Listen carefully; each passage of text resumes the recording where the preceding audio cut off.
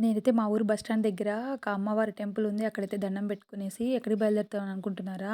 నేను, మా అత్తయ్య అయితే సేవకెళ్తున్నాము. లక్కిరెడ్డిపల్లి గంగమ్మ జాతర జరుగుతుంది గదా! అక్కడికి ఆ టెంపుల్‌కి. సో, ఇదైతే యూనిఫార్మ్ అండి. ఈ కలర్ యూనిఫార్మ్ మనం తిరుమల సేవకి వెళ్తారు చూసే ఉంటారు చాలామందిని. సో, అదే యూనిఫార్మ్ అండి. సేవ కంటే ఇదే యూనిఫార్మే ఉంటుంది ఎక్కడైనా. ఇంకా బస్ స్టాండ్‌లో చూడండి ఫ్లవర్స్ అన్నీ ఎంత అందంగా కనిపిస్తున్నాయో.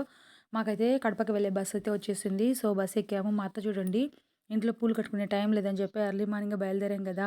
సో, కనకాంబరాలయితే కోసి పెట్టేసిందంట. సో, దారం గూడా తీసుకొచ్చింది. బస్సులో కూర్చొని పూలైతే కట్టేసాము.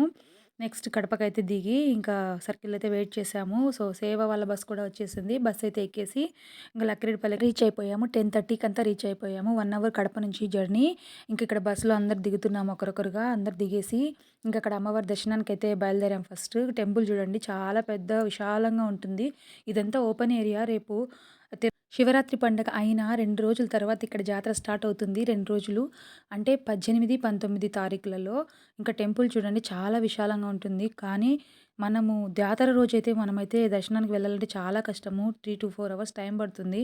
ఇక్కడైతే అమ్మవారి పాదాలు అండ్ త్రిశూలం చూడండి ఎంత వైబ్రేషన్‌గా ఉందో చూస్తుంటే. ఇంకా అమ్మవారి టెంపుల్ కూడా చూసేయండి లోపల.